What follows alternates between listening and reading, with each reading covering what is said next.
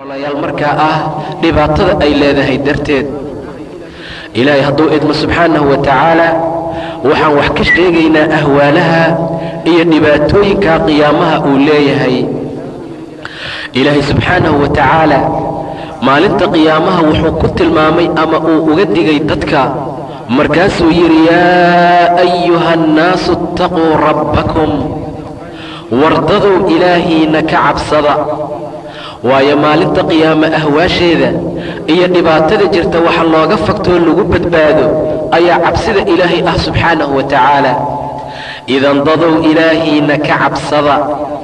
adduunku saan ma noqon doono, wax badana isbeddelaayo. inna zalzalata asaacati shay-un cadiim. saacadda qiyaame gadgadoonkeeda iyo ruxashada ay wadato waa shay cadiim ah buu dhahay ilaah subxaanahu wa tacaala. yowma tarawnahaa, waa maalin buu yidhi ilaah subxaanahu wa tacaala aad arkayso tadhalu kullu murdicatin camaa ardacat, inay hilmaamayso naag walba oo wax nuujinaysay wixii ay nuujinaysay buu dhahay ilaah subxaanahu wa tacaala. howlkaa iyo dhibaatada jira darteed naag walba oo ilma jilbaha u saarnaa oo nuujinaysay way hilmaamaysaa buu dhahay ilaah subxaanahu wa tacaala. watadacu kullu daati xamlin xamlahaa, naag walboo uurka wax ku waday waa dhigaysaa buu yidhi ilaah subxaanahu wa tacaala. howlka iyo dhibaatada iyo mashaqada jira darteed bannaankay u soo bixinaysaa.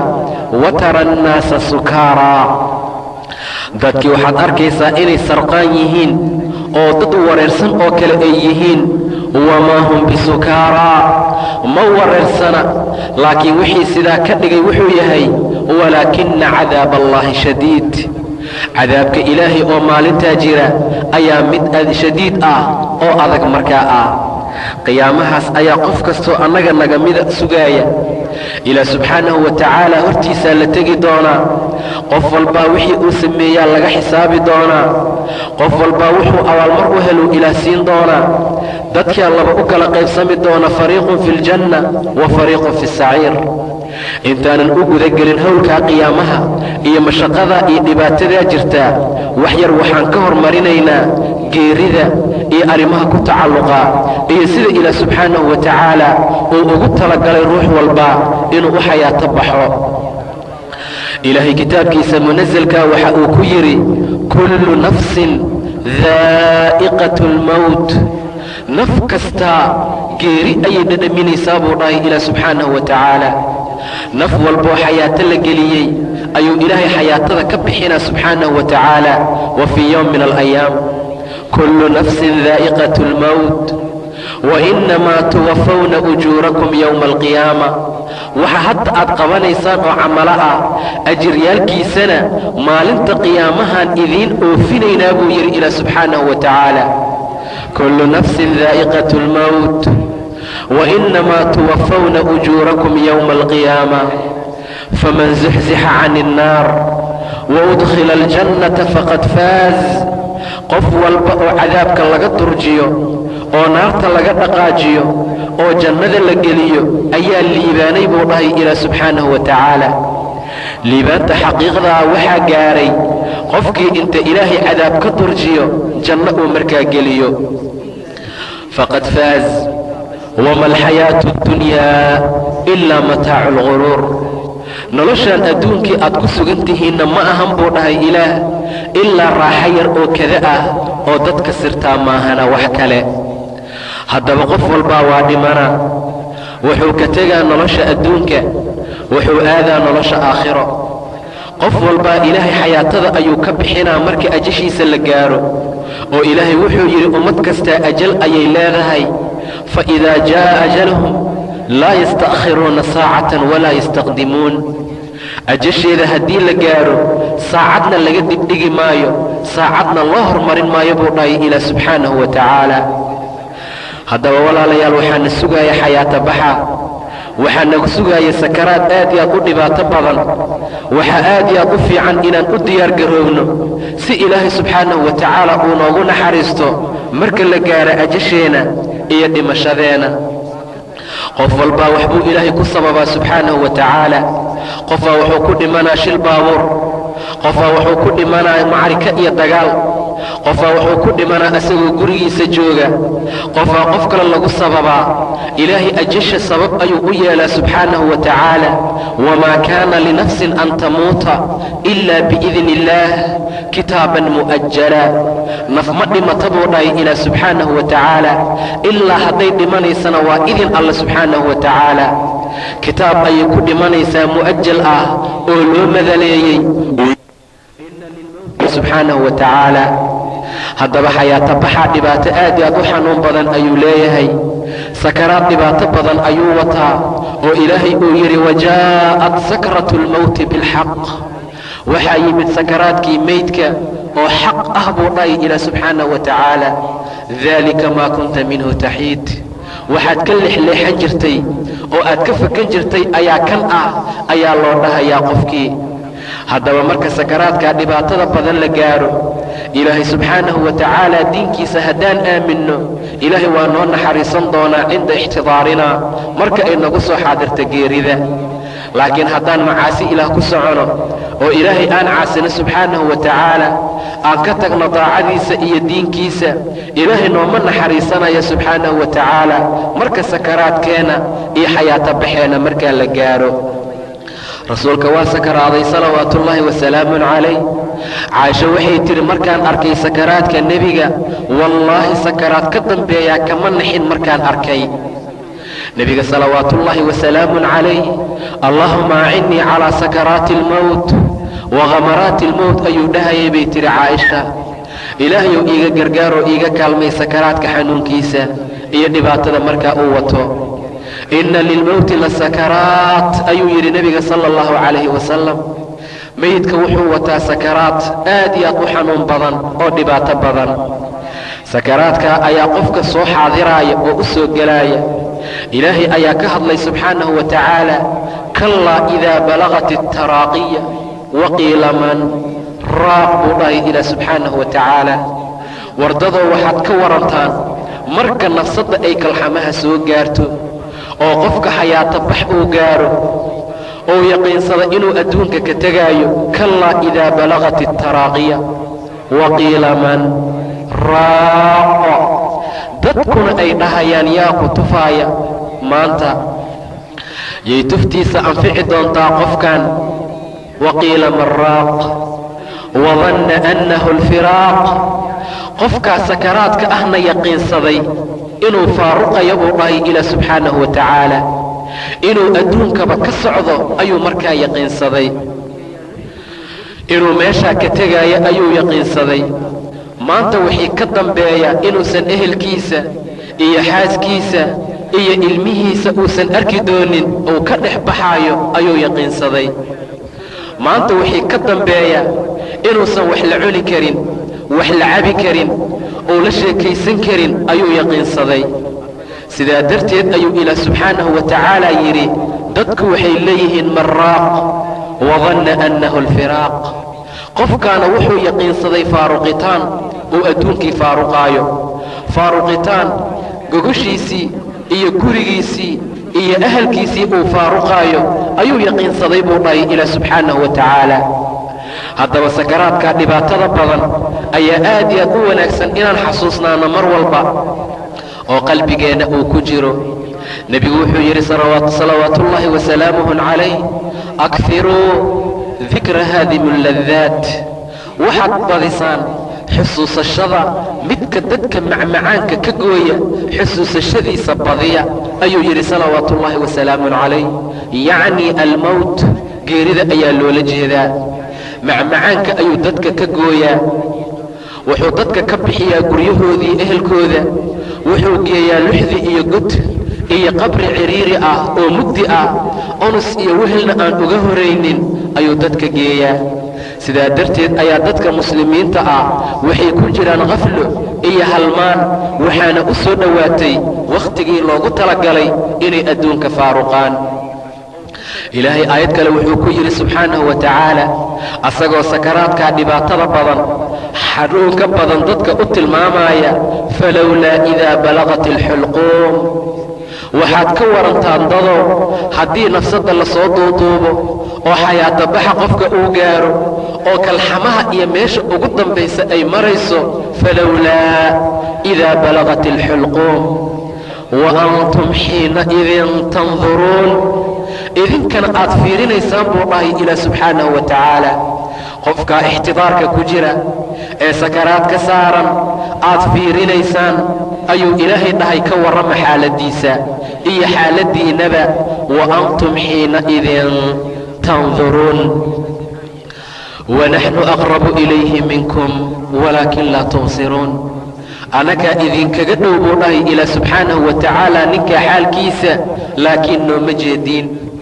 malaa'igtii nafta qaadaysaa meesha joogta oo idinkaga dhow qole idinka mid ahi biyay ku taslinayaan qofkii koru uga soo noqonaa indhihiisii ayaa isbeddelaaya babis ayaa lagu boobaa waxyaabo fara badanaa lagu samaynaa qofkiina sakaraad waaye ilaahay wuxuu ugu talagalay maanta inuu xayaatada faaruqiyo ou ka taga adduunka lana geeya barsaq sidaa darteed uu ilaahay dhahay subxaanahu wa tacaala wanaxnu aqrabu ilayhi minkum walaakin laa tubsiruun laakiin ma noo jeediin walaakin laa tubsiruun falowlaa in kuntum hayra madiiniin haddii aad tihiin kuwa aan la abaalmarinaynin oo qiyaamo aan jirin tarjicuunahaa in kuntum saadiqiin buu dhahay ilaah subxaanahu wa tacaala qofkaa xayaata baxayoo dhimanaayo nafta ku celiyaba haddii aad run sheegaysiin macnaha waxaa loola jeedaa qofkaa idinka dhimanaya haddaad ruuxda ku celisiin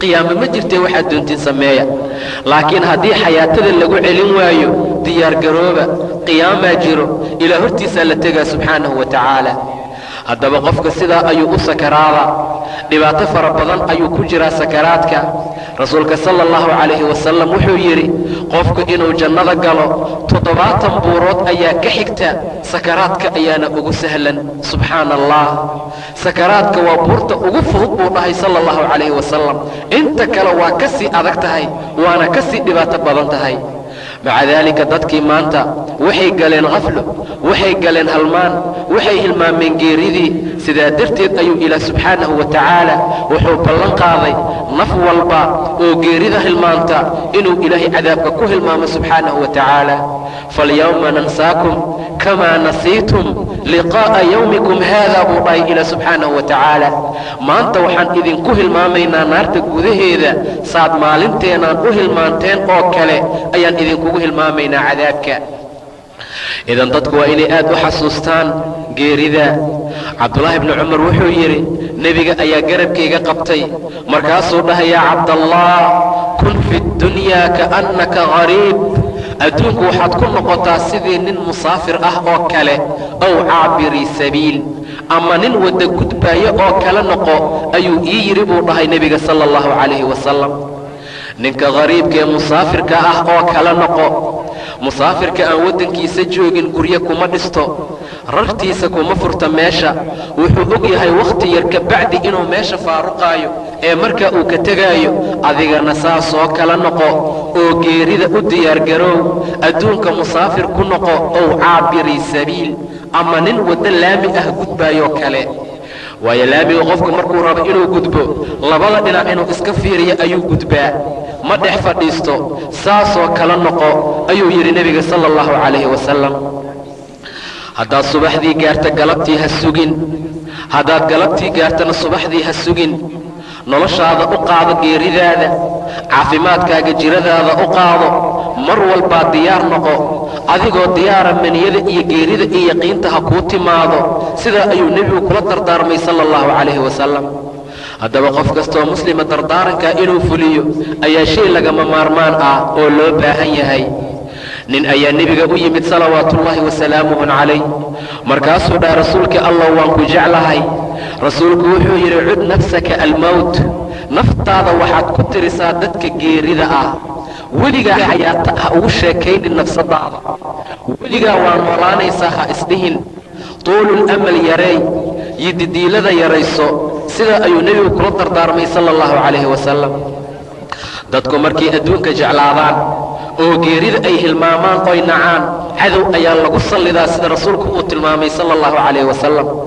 waxaa soo degdegaysa buu yidhi an tadaaca alumam ummadaha gaalada ah inay isukiin wacato haddaad muslimiin tihiin, sida xeerada raashinka laga cunaayo saaxiibbahooda iyo dadka cunay isugu wacdaan oo kale ayay gaaladu isku kiin wacan doontaa oo dhinac ay idin kala jiidan doontaan haddaad muslimiin tihiin.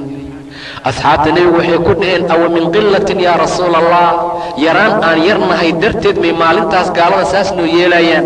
maya buu dhahay nebiga, bal antum kaiiruun, aad ayaad u fara badan tihiin, laakiin badnaantiinnu faa'iida ma leh oo waxaad noqonaysaan guhaa ka guhaa'i sayl, xumbada wasakhda ee roobka biyaha uu soo qaado oo kale ayaad la mid noqonaysaan. ilaah subxaanahu wa tacaala qalbigiina gaalada qalbigooda ayaa haybadda idinka aad leedihiin laga bixina, qalbigiinana wahni ayuu ilaah ku soo tuuraa subxaanahu wa tacaala. wama alwahnu yaa rasuula allah bay dhaheen asxaabta, wahnigu muxuu yahay rasuulka ilaahayo? qaala xubu اdunyaa wa karaahiyat اlmowt, waa noloshoo la jeclaado iyo geerida oo la naco ayaa loola jeedaa buu dhahay salawaatu ullaahi wasalaamun calayh. maalintaad geeri nacdaan oo aad jeclaataan nolosha, gaalada ayaa saa is-idin yeeli doonta buu dhahay salawaatuullaahi wasalaamun calayh. asxaabta nebiga waxay ahaayeen salawaatuullaahi wasalaamun calayh kuwa geerida jecel oo xayaatada neceb, sida dadka maanta jooga nolosha ay u jecel yihiin oo geerida ay u necab yihiin. rasuulku wuxuu yidhi salawaatuullaahi wasalaamun calayh, qof walba oo la kulanka ilaahay nacaa, ilaahay la kulankiisa ayuu nacaa subxaanahu wa tacaala.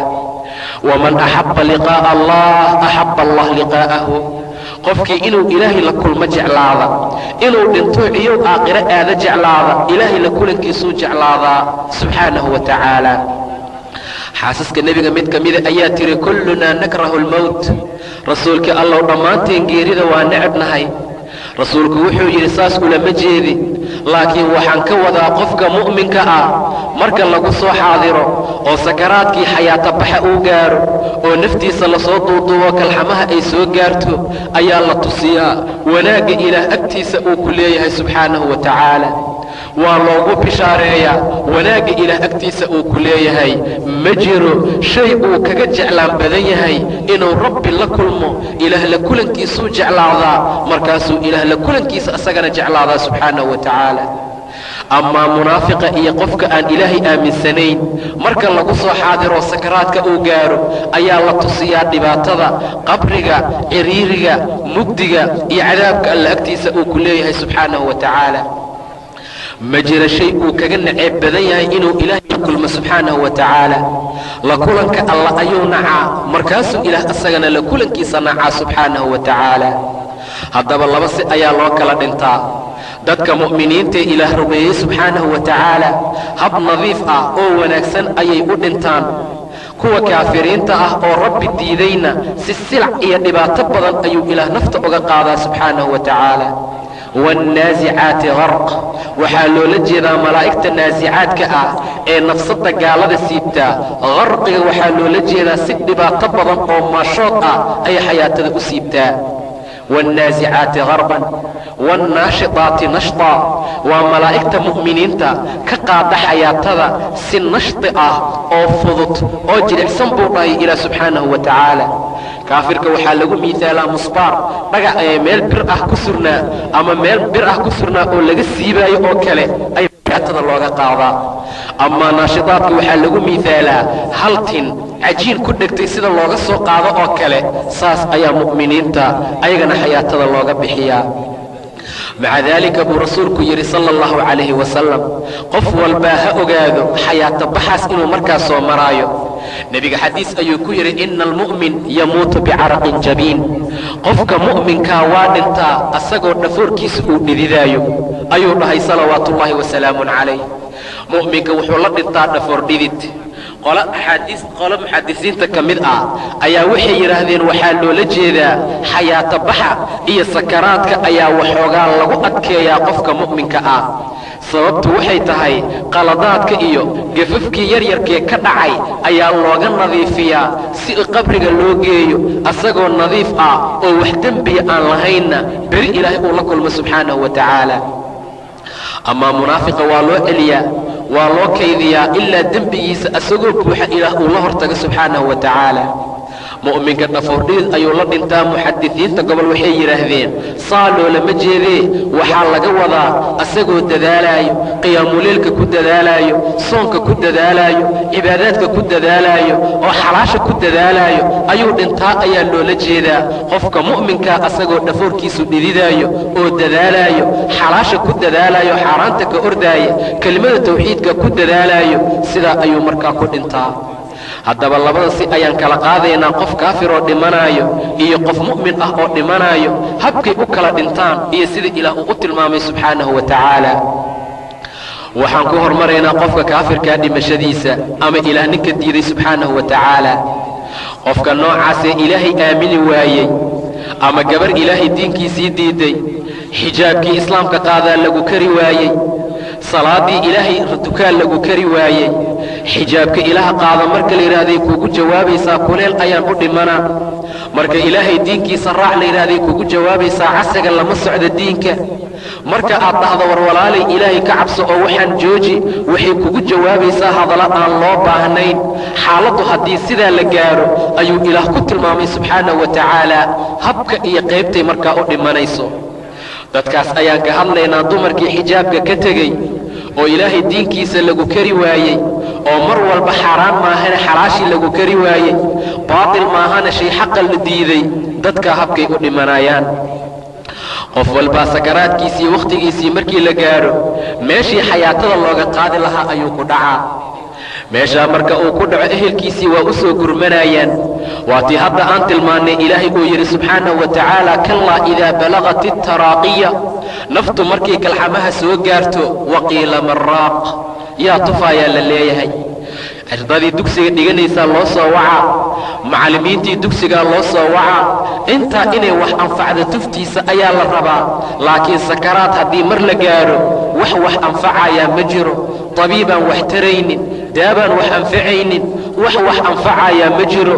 rasuulkuna wuxuu yidhi salawaatuullaahi wasalaamun calayh, geedka xabatu sawdaha la yidhaahdo shifaa'un, wuxuu daawo u yahay cudur kasto ila asaam, yacni almowt, ilaa geeri maahane, dhimasho maahane, waxa kale oo dhan wuxuu u noqonaa buu dhahay nebiga daawo. sidaa darteed dadku waa kala ordaayaan. qofkan sakaraad ayuu joogaa, xayaato bax ayuu ku jiraa, indhihiisii ayaa isbeddelay, jasadkiisii ayaa kala qalalay. dadku waa u soo kala ordaayaan. kii tufta fiicnaa aa loo wacaa, daawoba daawadii ka qiimo badanaa loo samaynaa, dadkii wax fiirinaya kutubaha fiirinayaa loo tegaa, waxaasoo dhanaa loo samaynaa. asagiina waa sakaraad. waqiila maraaq, biyaa lagu taslinaa, waa loo babbinaa, xayaatadii lugaha laga soo bixinaa, jilbaha loo keenaa, jilbaha laga qaadaa, waxaa loo keenaa meesha marada laga xirto, waa la qaadaa, kalxamaha iyo meesha ugu dambaysaa la geynaa. qofkan munaafiqa ah oo hadda ilaahay diinkiisa diiday, waxaa dhici karta in tawxiidka loo laqino oo la yidhaahda laa ilaaha ila allah dheh, asagana uu awoodi waayo. sababtu waxay tahay laa ilaaha ila allah waxaa dhihi kara qofkii aaminsanaa oo diinka ilaahay raacaya subxaanahu wa tacaala. يثبت الله الذين آمنوا بالقول الثابت في الحياة الدنيا وفي الآخرة. إلهي كلمة ثابتة سوغان توحيد كان لولا جيداي وكسوغا ددك مؤمنين آخرة أدون وحال لولا جيدا أدون كان عند السكرات آخرنا مركا قبرك اللويديو هدو وانشيق دوناي أساقنا وغسوغا بوطاي إلى سبحانه وتعالى. laakiin qofkan munaafiqa ah ee ilaahay diinkiisii diiday, gabadhan faajiradu ilaahay diinkiisii lagu kari waayey, laa ilaaha ila allah dheh haddii la yidhaahdo waxaa laga yaabaa inaysan markaa dhihin, ay awoodi waayaan. ilaahay subxaanahu wa tacaala waa gefinaa, jidka toosanaa la gefinaa. sababtu waxay tahay ayagaa ka caado dhigtay wixii xumaa. qofka adduunka keligiis raacaa xaaladiisu sidaa ay tahay. maca daalika waxaa la soo wariyaa dad fara badan oo sakaraad ahaa, la yidhi laa ilaaha ila allah dheh, sidii nin dhimanayey ee la yidhi laa ilaaha ila allah dheh. sakaraadkii ugu dambeeyuu ku jiray, markaasuu dhahay geelaygii meeqa waaye, ilmahaygii yaan ku ogahay, laa ilaaha ila allah dheh afkiisa waxaa laga waayey kelimad aan ahayn ilmahaygayaan ku ogahay iyo geelaygii meeqa waaye intaasaa laga kari waayey laa ilaaha ila allah dhehaa la yidhi waa su'ul khaatima ilaahayaa khaatimada gefiyey subxaanahu wa tacaala khaatimadiisaa la xumeeyey qofku markuu ilaahay diinkiisa ku dadaali waayo ilaahay khaatimaduu ka xumeeyaa subxaanahu wa tacaala islaan dhimanaysaa la yidhi laa ilaaha ila allah dheh tubaakada ha laysoo dhiiba ayay ku soo warcelisay waxaasoo dhanba shay xaqiiqaa oo dhacay waaye dadka mu'miniintow dadaala xusuusnaadana geerida sida rasuulkuu noola dardaarmay sala allahu calayhi wasalam haddii geelaygii aaway aad tiri geelaagu maalinta aqir wuxuu kuu anfacayaa ma jiro xoolahaagu waxay kuu anfacayaan ma jiraan ilmahaagu waxay kuu anfacayaan ma jiro man kaana aakhiru kalaamuhu laa ilaaha ila allah dakhala aljanna qof walbo warkiisa ugu dambeeya laa ilaaha ila allah uu noqda jannaduu gelaa buu dhahay nebiga sala allahu calayhi wasalam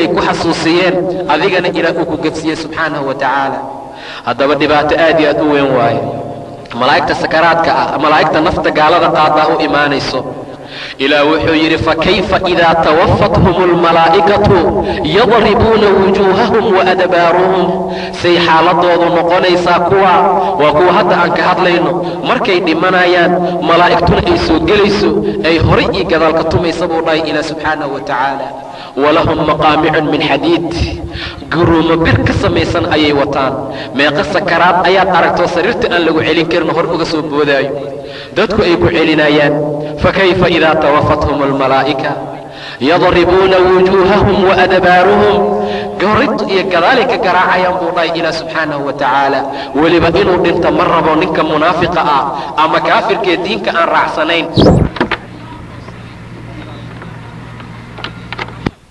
ilaahay muxuu dhahay subxaanahu wa tacaala asagoo arrintaa ka hadlaayey xaaladda dadka daalimiinta ah markay dhimanayaan say xaaladoodu noqonaysaa walow tara wakhtiga xaaladdan say noqonaysaa wakhtiga oo malaa'igtu ay nafta ka qaadayso oo mar allaala markay malaa'igtu u timaado baasiduu aydiyahum gacmahooday u soo fidinayaan oo ay leeyihiin akhrijuu anfusakum naftiina soo bixiya alyawma tujsawna cadaaba alhuun maanta waxaa laydinku abaalmarinaa cadaabkan ugu xun buu dhahay ilaah subxaanahu wa tacaala akhrijuu anfusakum markay malaa'igtu leeyihiin waxaad ka fahmaysaa qofkan inuu dhinta ma rabiyo xayaatadiiu celina adeegiina waa soo taagayaan gacmahooda waxay rabaan inay xoog uga qaadaan buu dhahay ilaah subxaanahu wa tacaala akhrijuu anfusakum alyawma tujsawna cadaaba alhuun maanta waxaa laydinku abaalmarinaa cadaabkan ugu xun oo ugu dulisan buu dhahay ilaah subxaanahu wa tacaala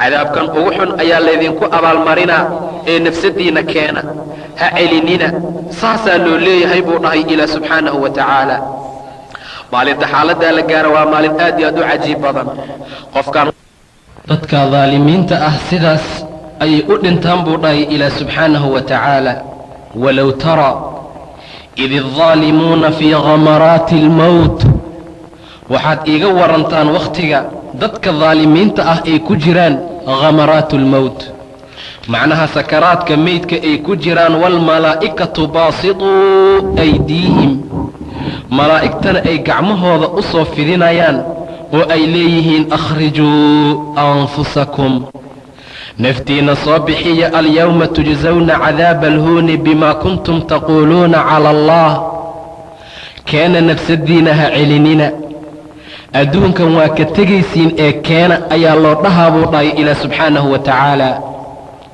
maanta waxaa laydinku abaalmarinaa cadaabkan ugu dullisan waana bimaa kuntum taquuluuna cala allahi hayra alxaqi waa ilaahay dushiisa xaqla'aantii aad ku dhihi jirteen iyo wa kuntum can aayaatihi tastakbiruun isweynaysiiskii aad aayadaha ilaah iska weynaysiinayseen mar walba oo laydin wacdiyo diin laydiin sheego xaq laydiin sheego waxaad ahaydeen kuwa ka orda oo diida idan soo bixiya nafsadiina naftaa sidaa looga qaadayaa aayad kale wuxuu ku dhahay ilaah ina aladiina tawaffaahum almalaa'ikatu daalimii anfusihim kuwa daalimiintaa markay malaa'igtu oofsanayso qaaluu fiima kuntum maxaad ahaan jirteen ayaa la leeyahay qaaluu kunnaa mustadcafiina fi اlardi waxaan ahayn bay leeyihiin kuwo arlada lagu daciifsado. ilaahay diinkiisa ayaan ku caabudi weynay, waana loo diiday. xaqii inaan raacnaana loo diiday. malaa'igtu waxay leeyihiin alam taku ardullaahi waasicatan fatuhaajiruu fiiha, arlada ilaah waasac ma ahayno maxaad ugu haajiri weyseen? fa ulaa'ika ma'waahum jahannamu wasaa'ad masiir, kuwa hooyadkooda jahannamo waaya buu dhahay ilaah subxaanahu wa tacaala. suu u sakaraadaya qofkii daalimkaa xayaatadaa ka baxayso. xayaatada marka ay baxaysa nebigu wuxuu yidhi ruuxdu markay dhimanaysa ittabacahu albasar, indhaha ayaa raacaya. weli wuxuu dadka amri jiray qofka sakaraadkaa in indhaha loo celiyo oo indhaha loo laabo. ruuxdu markay baxaysa buu dhahay nebiga ittabacahu albasar, indhaha kor ayay u raacayaan. qofkaa nafsadiisa markay baxdo waxaa la geynaa xayaatadii ama ay aadaysaa samada. uqliqad duunaha, intaysan gaarin ayaa laga soo xiranaa waana la soo celinaa. ilaahay ayaa yidhi kallaa inna kitaaba alfujaari la fii sijiin wamaa adraaka maa sijiin kitaabun marquum. dadka daalimiinta kitaabkooda sijiin ayaa loo celinaa, waa meel xun oo hoosaysa oo 7 arla ugu hoosaysa, meeshaasaa loo celinaa. idan waxa sabab fiican oo tayibka ayaa ilaahay u koro aada, amaa waxa kale waa laga soo celinaa. qofkii markii xayaatadii ay saas uga baxday oo ehelkii meesha ay joogaan, waxay gudagalaan in la nadiifiyo oo la dhaqo oo la duugo. waayo qofku markuu dhinto qof wax ku falayaa ma jiro. magaciisii ayaa baaba'ay, meydka ayaa lagu leeyahay. markaad nooleed dadku waa ku jeclaayeen, markaad dhimato dadku waa ku nacayaan. xoolahaaga, sariirtaada lagugu dhaqi maayo, waxaagoo dhanba waxay gelayaan dhaxal. qofka mu'minkow rabbigaa ka cabso subxaanahu wa tacaala, sahay fiican samayso, ilaahay diinkiisa ku dadaal. cali bni abi taalib ayaa qubuuraha tegey baa la yidhi, markaasuu la hadlay dadka qabriga ku jiray. wuxuu yidhi yaa ahlulqubuur, dadkan qubuurta ku jirow, xaaladdiinaan idinkaga warramaa ee dhegaysta. xoolihii aad ka soo dhimateen qad qusim, waa la qaybiyey. naagihii aad ka soo dhimateen qad zawaj, waa la guursaday. ilmihii aad ka soo dhimateen waa barbaareen oo waa koreen. xaaladdiina adduunka waa sidaa ee idinka xaaladdiinna nooga warrama. faqushiya, cali waa suuxay radia allahu tacaala canhu, waa soo kacay, hadalkii ayuu ugu celiyey. waa ooyey radia allahu tacaala canhu. wuxuu yidhi wallaahi ahlu qubuur hadday ii soo jawaabi lahaayeen waxay i dhihi lahaayeen watasawaduu fa inna khayra azaadi attaqwa. ma dhihi lahayn meel wax dhigta, ma dhihi lahayn adduunka ku sii socda, ma dhihi lahayn nafsadiina u raaxeeya, ee waxayna dhihi lahaayeen sahay soo qaata. sahay la qaata taqwada iyo cabsida ilaah ayaa u weyn subxaanahu wa tacaala, una khayr badane. wallaahi hadday ii soo jawaabi lahaayeen waxay dhihi lahaayeen buu yidhi watasawaduu fa inna khayra azaadi attaqwa. sahay soo qaata oo cabsi ilaahay ah subxaanahu wa tacaala. haddaba qofka haddii ilaah taqwadiisa laga waayo, xaaladdiisaa sidaas ahee daalimkan dhintay, dadku waxay gudagalayaan in markaa la duugo. gabadhii dahabkeedii waa laga furaa, saacaddii kuu xirneedaa lagaa furaa, dharkaagii qiimaha badnaa ayaa lagaa reebaa. waxaa lagugu karfanaa 2 maro ama 3 go oo cadcad ah ama hal keliya, intaas ayaa lagu siinaa. sidaa darteed ayaa mufasiriinta markii ay fasiraayeen aayaddii ilaah subxaanahu wa tacaala ee uu yidhi walaa tansa nasiibaka min addunya, ha iloobin nasiibka adduunka, waxaa loola jeedaa karfantaada iyo dhulka lagugu duugaayo, taa ha hilmaamin. inta kalena taqwada ilaah ku dadaal subxaanahu wa tacaala. sidaa ayaa loola jeedaa ayay markaa yidhaahdeen. haddaba qofka muslimkaa xayaata baxaas iyo dhibaatadaasaa sugaysee waa inuu diyaargaroobaa. laakiin hadda waxaan ku jirnaa faajirkii iyo faajiraddii dhimashadooda waa la nadiifinaa. sida dadka loo dhaqaa marka sidaa loo wanaajiyo, karfanta la geliyo. ilaah muxuu dhahay subxaanahu wa tacaala waltafat issaaqu bisaaq ilaa rabbika yowmaidin ilmasaaq. waxaa loola jeedaa labadiisii lugood ayaa laysku dumayaa si karfanta loo loo geliyo go'i cadcaddaa ayaa loo gelinaa. waxa loo wadaana waa qabriga. meeshaasaa lagu diyaariyey qofkii daalimka ahaa ee ilaahay diida subxaanahu wa tacaala. maxaa la samaynaa marka? waxaa la samaynaa in layska qaado, waayo qof wax ku falayaa ma jiro. dadkiisii iyo ehelkiisii way iska dhaqaajiyeen. nasiib xumo ilaah agtiisana wanaag ma dhiganin. marka qofka janaasada lagu qaado oo sariirta meydka la geliyo, rasuulku wuxuu yidhi sala allahu calayhi wasalam, rag ayaa acnaaqdoodii qoorahooda ku qaada janaasada. fa in taku saalixa, naf fiican haddii ay tahay, faqaalat qadimuunii qadimuunii. hadhow ayaan arki doonnaa markaan muslimiinta ka sheekaynayna habkay u dhimanayaan. hadda waxaan u soconaa dadka daalimiintee, wa in taku sawiyu daalika buu dhahay nebiga. mid aan fiicnayn hadday tahay, waxay leedahay yaa waylahaa ayna tadhabuunii bihaa, yaa waylahaa ayna tadhabuunii bihaa. haagiiniyo xaggeed ii wadaan. sariirtaa lagu tusay dhibaatadii iyo rafaadkii. haddana qabrigii ayaa loo wadaa. markaasuu leeyahay halaagiiniyo u celiya. ilaahay aayad kale wuxuu ku yidhi xataa idaa jaa'a axadahum almowt qaala rabbi irjicuun. ilaahay ayaan idinku dhaariyeye i celiya, lacallii acmalu saalixan fii maa tarakt. waxaa laga yaabaa camal fiican inaan soo qabsado, adduunka ii celiya fii maa tarakt. ilaah wuxuu yidhi kallaa innahaa kalimatun huwa qaa'iluhaa wa min waraa'ihim barzaqun ilaa yowmi yubcahuun. wax la celinayaa male.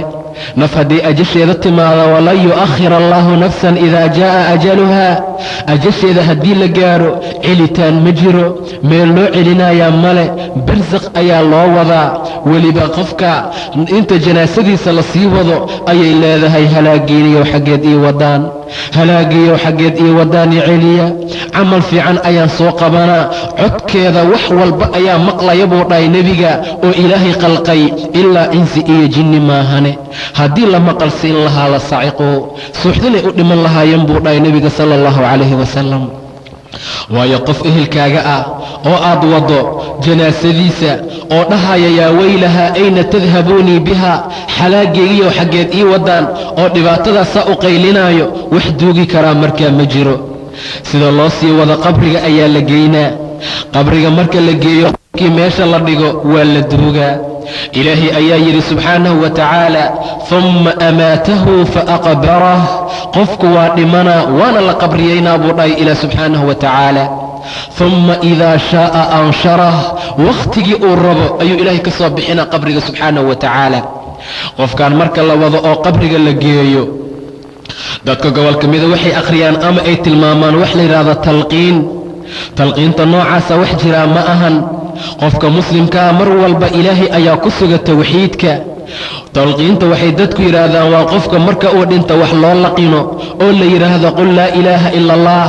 laba malag baa kuu imaanaysa. hadday laa ilaaha ila allah ku weydiiyaan saas dheh, nebigayga sidaa waayo dheh. xaaladaha noocaas ah wax sugan markaa ma aha. qofka hadduu daalim yahay ilaahay ma waafajinayo subxaanahu wa tacaala. si kastoo talqiin loogu akhriyo, wax kasta oo loo sheego, hadduusan ku camalfali jirin laa ilaaha ila allah, xumaan uu ka hari jirin, wanaag uusan samayn jirin, ilaahay ma waafajinayo subxaanahu wa tacaala. qofkan marka qabriga la dhigo oo la seexiyo, carada ayaa lagu shubaa, waa la duugaa, waa laga soo tegaa. ilaah subxaanahu wa tacaala isla markii xayaato barsaqiye ah ayaa la soo noolaysiinaa. laba malag ayaa u imaanayaan. markay labadii malag u yimaadaan, waxaa la soo miisaalaa sida nebiga xadiiska bukhaariga uu ku tilmaamay, nin nebiga ah ayaa loo keenaa miisaalkiisa. markaasaa la leeyahay, ninkan maxaad ka taqaanaa? waxaan ka hadlaynay gabar ilaahay diinkiisa lagu kari waayey, xaqa ilaahay raaci weysay, xumaan iyo fisqi ku jirtay habeen iyo maalin, iyo nin noocaasoo kale ah oo qabriga hadda la dhigay. marka la yidhahda ninkan ma taqaanaa, nebigu wuxuu yidhi, wuxuu dhahayaa laa, innii samictu naasi yaquuluuna shay-an faqultuhu. ma aqaan ani dadkoo wax dhahdhahayaan ayaan maqlay, waana iska dhahay. laa ilaaha ila allah muxamedun rasuul allah oo dadka dhahayaanaan maqlay, anna dadkaygaan dhinac ka raacay. wax uu yahay iyo meel ay ka timid iyo kelimada wax loola jeeda maba ogiba. sidaa ayuu leeyihiin baa la yidhi dadka daalimiinta ah ayuu dhahay nebiga sala allahu calayhi wasalam. riwaayad kale waxay leedahay marka la yidhaahdo mataqaanaa wuxuu leeyahay sida dameerkoo kaleu markaa u qaylina. malaa'igtu waxay leeyihiin laa darrayta walaa tallayt, weligaa ha ogaanin, ha maqlin, hana aqrinin, garuun bir ahaa lagu tumaa buu yidhi nebiga sala allahu calayhi wasalam. qabrigiisaa laysu soo ciriirinaa oo laysku keenaa ilaa feerihiisa ay iska dhaafaan, oo kuwii bidixda jirayna ay midigta soo maraan, kuwii midigta jirayna ay bidixda yimaadaan buu dhahay sala allahu calayhi wasalam. meeshaas ayuu ku jiraa dandarada iyo rafaadka ilaa qiyaamaha laga gaaro oo laga soo bixiyo ayay xaaladiisu sidaa noqonaysaa. meesha haddaan ku dhaafno ninkii daalimka ahaa, aan u gudagalno haddana aan ka soo bilaawno axadka muslimka ah ee rabbi aaminay iyo gabadha muslimadda ah rabbi aamintay, taacada allah ku socotay, salaada wanaajisay, qiimaha diinka raacday, xijaabkeedii xiratay, qur'aanka iyo diinka ku dadaashay, sunnada nebiga raacsiisay, soonka iyo salaada iyo sadaqada iyo xajka iyo cimrada iswaafajisay, sida ay u dhimanayaan. ilaahay subxaanahu wa tacaala muxuu yidhi nafsadda mu'minadda markay dhimanaysa maxaa loo dhahaa yaa ayatuha annafsu almutma'inna irjicii ilaa rabbiki raadiyatan mardiya fadkhulii fii cibaadii wadkhulii jannatii. yaa ayatuha annafsu, nafsaddii almutma'inna ee xasishay, ku xasishay taacada allah, ku xasishay diinka allah, ku xasishay khayrka iyo xaqa, raacday awaamirta nebiga, nafsaddii saas ahaydey irjicii ilaa rabbiki, ka soo tag adduunkan mashaakilka, kurbada, walwalka, naxtinta, murugta iyo mashaakilka leh, waxaad soo aadaa rabbiga xaggiisa subxaanahu wa tacaala. irjicii ilaa rabbiki raadiyatan mardiya, adigoo raalli ah laga raali yahay. fadkhulii fii cibaadii, addoommadayda dhexdooda gal, wadkhulii jannatii, jannadayda gal ayaa loo dhahayaa buu dhahay ilaah subxaanahu wa tacaala. qofka mu'minkaa markuu dhimanayo asagana sidii daalimku u sakaraaday oo kale sakaraadku waa soo mara, waa shay laga siman yahay. ilaah wuxuu u soo diraa subxaanahu wa tacaala malaa'igtii naashidaadka ahayd oo nafta mu'miniinta si sahlan u qaadaysay. mu'minkii waa sakaraaday, meeshaas ayuu ku dhacay asagana. biyo ayaa lagu boobay iyo babis. ilaah subxaanahu wa tacaala ayaa maanta agtiisa uu aadi rabaa. waa aakhir yowmihi oo adduunkiisa ah iyo awal yowm oo aakhiradiisay u bilaabanayso. asagana ehelkiisii xaaskiisii ayuu dhex faaruqayaa. maanta wixii ka dambeeyuusan xaaskiisa la seexanaynin, maanta wixii ka dambaysuusan ilmihiisa dhexgelaynin, maanta wixii ka dambaysa ayuu ilaahay agtiisa aadaa. ilaah ninkaa wanaag ayuu siin doonaa. maca daalika dadkii ehelkii ahaa gaararkiisa ayay imaanayaan asagana.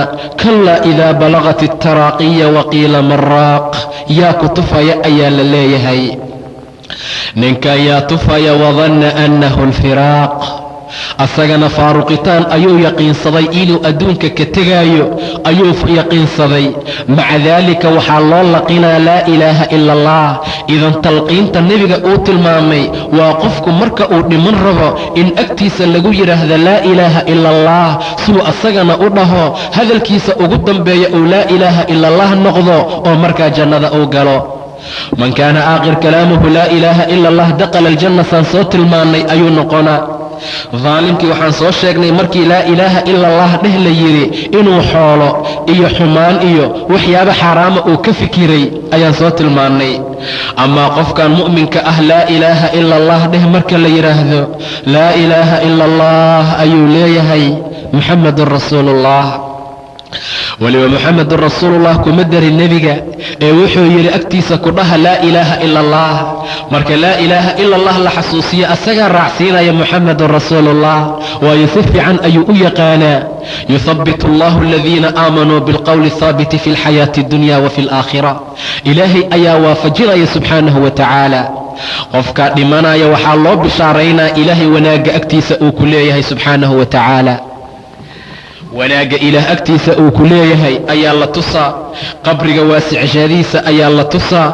waxyaabo fara badanaa loogu bishaaraynaa maca daalika ayaa la arkay dad dhimanaya oo ilka caddaynaya oo qoslaayo xaaladoodaas sidaas ah waxay leeyihiin mar naga dhex bixiya meeshaan adduunka ilmihiisuusan ka fikiraynin waayo waa weli ilaahay laa khawfun calayhim walaa hum yaxzanuun ma cabsanayo mana tiiraayo ilaahay ayaa argagaxa oo dhanba ka ilaalinayo ka badbaadinayo qofka noocaasna waa dhimanaa malaa'igtu markay xayaatada ka qaado nafsadiisa waa la qaadaa samada ayaa la geynaa cilliyiin ayaa la geynaa daalimkii waxaan soo tilmaanay sijiin in la geeyey amaa qofkan kallaa inna kitaaba alabraari lafii cilliyiin wamaa adraaka maa cilliyuun kitaabun marquum yashhaduhu almuqarabuun malaa'igta muqarabiinta meelaha ay xaadiraan waaye meesha qofkaa la geynaya nafsadiisa waa la dhaqaa asagana waa la nadiifinaa waxaa loo qalqaalinaa ama laisku talagelaa in la duugo weliba rasuulku wuxuu yidhi qofka mu'minkaa meydkiisa ha ku xabisina calaa dahraanay ahlihi sariirta ha ku xabisina ayuu yidhi nebiga sala allahu calayhi wasalam nebiga xadiis kale ayuu ku yidhi isracuu biljanaasa janaasada ciyowda dejiya oo duuga hadday khayr badnayd oo nafsad khayr badan ee ahayd fa kayrun tuqadimuunaha ilayh khayr ayaad u gelinaysaan hadday naf shar badan ahaydna fa sharun tadacuuna can riqaabikum waa shar qooraha idinka saarneedoo ciyow iska dejiya buu dhahay nebiga sala allahu calayhi wasalam idan qofka inta la sii dugsugaayo oo la leeyahay ha la duugo dadku waa dharara asaga oo wuxuu aad u jecel yahay in ciyow laga bixiyo oo ilaahay agtiisa la geeyo subxaanahu wa tacaala waayo shooq iyo hilow ayuu u qabaa ilaah subxaanahu wa tacaala idan qofka marka xaaladiisa sidaa la dhigay muslimka ah asagana waa la mid qofkii kale karfanaha ayaa loo gelinaa xoolihiisii ayaa laga tegaa waa xoolaha maanta aan kasbayno oon shaqaynayno oo dartood aan salaada uga tegayno waxaa laga yaabaa inaanba dukaninba in allaale intaan hawsha adduunka hayno waxaa laga yaabaa 5 salaadoodba cishaha in la jamciyo oo subaxii laga tago duhurkii laga tago casirkii laga tago 5 salaad sidii dayn ilaah uu kugu lahaa oo kale hal mar iga tirsa la leeyahay xaaladaha noocaasa wixii aan ku kasabnay oo xoolo ah ayaa maantana laga wadaa wallaahi xataa inaan sariirtaada korkeeda lagugu dhaqaynin ee waxaa la leeyahay naga halaynine dejiye ee dhulka ha lagu dhaqo maxaad faa'iido heshay markaa idan qofka muslimka waa inuu aad ugu dadaala aakhiradiisa adduunka intuu ilaah ugu talagalay waa inuu ku socdaa waa inuu wixii adduunka loogu talagalay khayrkiisa uusan dhaafin waa inuu si nadiif oo wanaaga u raadiyaa nebiga sala allahu calayhi wasalam wuxuu yidhi naf dhimanaysaa ma jiro ilaa wixii loogu talagalay ay jiibkiida soo gasho buu dhahay nebiga sala allahu calayhi wasalam wixii ilaah kuu qoray adoon helin adduunkan ka tegi maysid fattaquu allaha waajmiluu fi alab buu yidhi nebiga war ilaahay ka cabsada ee dalabka qurxiya sidaad wax u raadinaysaan si nadiif oo xalaala ha noqoto si xaaraama waxa ku raadinina waxaad wax ku raadisaan hab nadiif ah ilaahay diinkiisa iyo adduunka hadduu ishor yimaado adduunka gadaal mariya diinka ilaah hormariya subxaanahu wa tacaala waad u jeeddaa maanta haddaad saa samayso oo si kasta wax u kasabto waxaa la geliyey dhaxal adiguna melihid xoolaha aad shaqaysatay xaaladda noocaasa qofku waa inuu mar walba ku dadaalaa ilaahay agtiisa wanaag ayuu ka gaaraa marka la karfino qofkii mu'minka ahaa asagana waa la qaadaa oo sariirtii janaasada lagu qaadaa rasuulku wuxuu yidhi nafsadda dhimatay ee janaasada la wado hadday tahay naf saalixad ah qaala qadimuunii war idedejiya ciyow igeeya qabriga ayay leedahay buu dhahay nebiga sala allahu calayhi wasalam kistaa baabuurka la joojinaayo ayaysan ogolayn kistaa la daahinaayo ayay ogoleen kistaa albaabka la furaayo dhararsanaysaa qadimuunii ayay leedahay buu yidhi nebiga sala allahu calayhi wasalam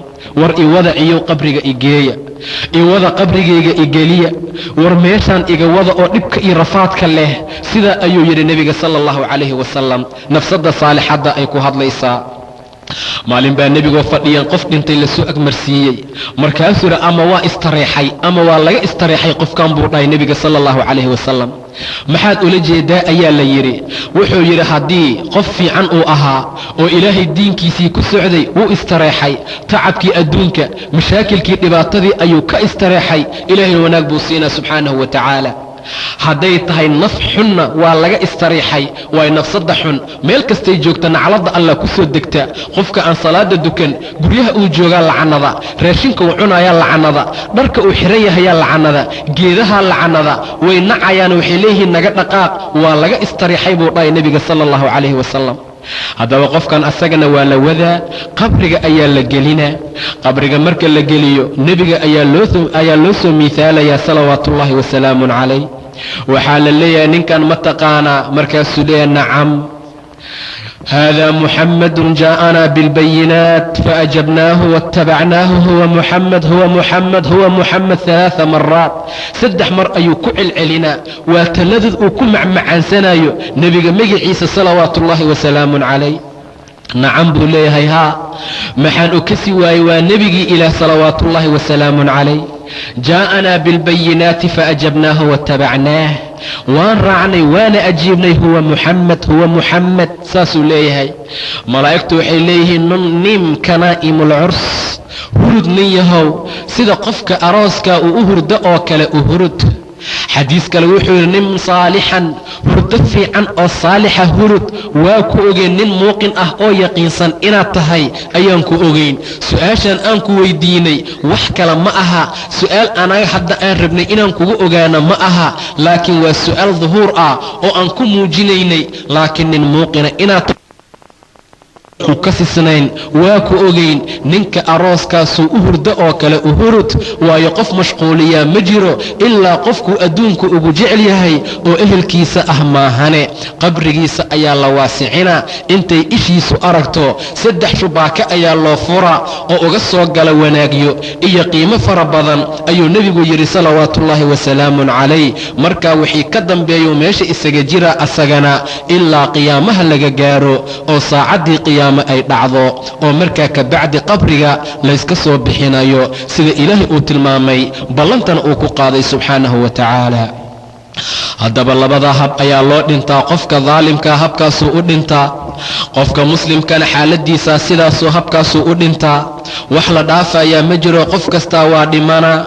kullu shayin haalikun ilaa wajhah shay kastaa waa halaagsamaa ilaa wejiga ilaah maahane kullu man calayha faan ويبقى وجه ربك ذو الجلال والإكرام شيء كستا وبابايان وحاهر يوجه إله وكرامة إي شرفت له سبحانه وتعالى بعدما قف كستا أو لمنايو قف البودذال ديار قرو دينك إله كدذال قيريدها كوت ماذا أذيقو طاعة إله كجرا يكو إيمان أذيقو معاسي ألا كجرا islaan ayaa sujuudsan dhimatay waa la toosin waayey sujuuddeedii ayay ku sugnayd waa la dhaqay ayadoo sujuudsan waa la karfanay ayadoo sujuudsan janaasaa lagu dugtay ayadoo sujuudsan qabrigaa la geliyey ayadoo sujuudsan waa la duugay ayadoo sujuudsan sujuud ayaa lagu soo bixin doonaa yowma alqiyaama in shaa allahu tacaala waayo nebigu wuxuu yidhi yabcathu allah kullu axadin calaa maa maata calayh qof walbaa wixii uu ku kor dhintaa lagu soo bixiyaa qiyaamaha kii asagoo gurbaan tumayo ku dhintaa saasaa lagu soo bixina kii asagoo ku dhintaa xumaan iyo fisqi asagoo ku jira saasaa lagu soo bixina qof walba wuxuu ku dhinto ayaa lagu soo bixiyaa xadiisku wuxuu yidhi qof walbaa wuxuu ku barbaara ayuu ku duqoobaa qof walbaa wuxuu ku duqoobuu ku dhintaa qof walbaa wuxuu ku dhintaa lagu soo bixiyaa qiyaamaha yoonkeeda sidaa darteed qofka muslimka ahow ku dadaal khaatimadaada inuu ilaahay wanaajiyo wanaagga iyo diinka ku soco ilaahay ayaa qiimo fara badan ku siinaayo war adduunka maanta ma harin ilaa subaabaka subaabata alinaa reereeb oo weelka reereedkiisa oo kale oo qofka cunaaya uu rabo inuu isku keensado ee hal mar uu afka gashto cali bn abi aalib wuxuu yidhi adduuni aakhiraba ilmo ayay leeyihiin ee fakunuu abnaa'a alaakhira walaa takunuu abnaa'a addunyaa war ilmihii aakhira noqda oo ha noqonina ilmihii adduunka dhammaanteen maanta adduunkii ayaan raacnay geeridii waa hilmaannay ilaahay diinkiisii waa hilmaannay subxaanahu wa tacaala ajasheenana meel loo soo joogaa ma jiro. maanta qof baa dhintay, beri qof kale hadduu dhinto maalinta kale adaa dhimanayo. yaqiin buu ilaahay ku magacaabay subxaanahu wa tacaala inay imaanaysaa yaqiin ah, qof kastaa inay soo maraysaa yaqiin ah. allaan ka baryaynaa inuu sakaraadka noo khafiifiyo. ilaahay ayaan ka baryaynaa subxaanahu wa tacaala inuu na garansiiyo, na xasuusiyo inaan adduunkan ka tegayno. wallaahi maanta kulligeen adduunkii ayaan raacnay, adduunkii waa nagu cayaaray. ilaahay nebigiisa sala allahu calayhi wasalam wuxuu yidhi qof allaala qofkii hamigiisa ugu weyn adduunka uu noqdo, ilaahay fakhri ayuu labada indhood inta u dhaxaysa looga dhigaa, qabri ee qalbigiisa lagu dhigaa. ma hela adduunka ilaa wixii ilaah uu ugu talagala maahane subxaanahu wa tacaala. qofkii hamigiisa ugu weyn aakhiro uu noqdo, ilaahay wanaag ayuu siinaa. adduunkana asagoo raadinayo u imaanaa buu dhahay nebiga salawaatullaahi wasalaamun calayh. laakiin annaga maanta adduunkii waanu orodnay. qof kastoo hadlayo waxaad arkaysaa adduunaan burinaayey, adduuna saan igu noqda inuu markaa dhahayo. wax laga haayo iyo wax laga helayna uusan markaa jirin. low aan aakhiro hamigeena weyn ka dhigan lahayn, adduunka asagoo na soo raadinaayo ayuu noo imaan lahaa. caaisha radia allahu tacaala canha ayaa xoolo fara badan maalin loo keenay. qoraxdu ma dhicin baa la yidhi, kulli way wada qaybisay. gabadheedii mawlada ahayd wayna soonaayeen labadooda, ayaa tiri yaa ummaah hal dirham nooga reeb lacagta aan hilib ku soo gadano, waa soomanaysaan ugu afurno. gabadhaydii maxaad mar hor ii xasuusin weysay bay tiri. maba xasuusaninba xaaladda noocaas ah. ilaahay waxaa xaq uu ka dhigay qof kastoo adduunkan raaca inuu duleeyo, waa hadduu diinka ka leexdo. qof kasta oo aakhiro raaca oo adduunkiisii intii loogu talagalay ka ogaadana inuu ilaahay wanaag siiyo subxaanahu wa tacaala. cajalad baa lagu magacaabaa adduunka. ilaah wuxuu yidhi man kaana yuriidu alcaajila cajalnaa lahu fiiha maa nashaa'u liman nuriid. qof allaala qofkii caajilada iyo adduunka doona oo adduun keligiis hamigiisa uu noqdo, man kaana yuriidu alcaajila cajalnaa lahu fiiha maa nashaa, waxaan doonno io liman nuriid. adduunaan rabaa xataa intaa rabti ma lagu siinaayo, laakiin intii ilaahay rabaa lagu siinaa subxaanahu wa tacaala. uma jacalnaa lahu jahannama yaslaahaa, jahannamo ayaa loo fidinaa gogol buu dhahay ilaa subxaanahu wa tacaala. waman araada alaakhira wasacaa lahaa sacyahaa wa huwa mu'minun faulaa'ika kaana sacyuhum mashkuur.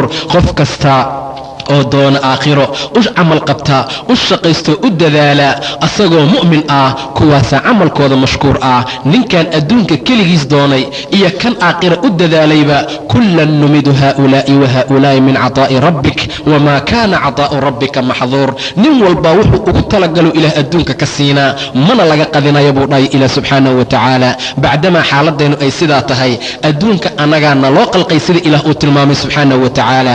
adduunka iyo waxa ku jiraba idinkaan idin abuuray buu dhahay ilaah, idinkaa iskaloo laydinkugu talagalay, idinkana anaa idin qalqaday buu dhahay ilaah. cibaadadeedaan idin abuuray ee shaygii idinka laydin abuuray ha uga mashquulina, waxaan aniga idin dirsaday buu dhahay ilaah subxaanahu wa tacaala xadiisulqudsi. haddaba qofka mu'minka ah mar walba waa inuu dadaalaa, xaqa ilaahna uu ku socdaa subxaanahu wa tacaala, waayo qiyaamaha dhibaatada badan ayaana sugayso. haddii xaaladdu ay sidaa tahay oo sidaa loo kala duugan yahay, markii dambe waxaa la gaarayaa inuu koonkan isbedelo, waayo weji cusub ayuu la imaanaa. markaa ka bacdina waxaa la aadayaa qiyaamo oo ilaahay hortiisaa la tegaya subxaanahu wa tacaala. qiyaamaha intaan la gaarin aahaaryo iyo calaamado ayaa jira lagu ogaanayo in qiyaamuhu uu soo dhowaaday. waxaa ka mid ah dadka in xishoodku ay ka tegi doonaan, waxaa ka mida dumarku inay sariigtii xishoodka ka tegi doonaan, inay badan doonaan buu dhahay nebiga sala allahu calayhi wasalam. ragguna ay yaraan doonaan, herjiga iyo dilkaa badan doona buu dhahay nebiga salawaatullaahi wasalaamun calayh. waxaa la gaari doonaa wakhti qofkii la dilayna uusan ogeyn sababtii loo dilay, kii wax dilayna uusan ogeyn sababtuu wax u dilay. waxaa la gaari doonaa buu dhahay aakhiru zamaanka nebiga wakhti qofku uusan u kala aabayeelin, awa min xalaal awa min xaraan, waxaan xalaal miya mase xaaraan waay, laakiin raadin doona say gacantiisu ku soo gasho. ilmuhu caasi bay noqon doonaan, waalidkaa jilicsanaan doona. sidaa ayuu nebigu ka hadlay salawaatullaahi wasalaamun calayh. haddaba xaaladdu markay meeshaa gaarto waa la soo bixi doonaa. cajalada nambar 2 waxaan ku bilaabi doonaa ahwaasha qiyaamaha iyo dhibaatada ilaa jannada iyo naarta laga gaaro. wabilaahi tawfiiq, wallaahu aclam.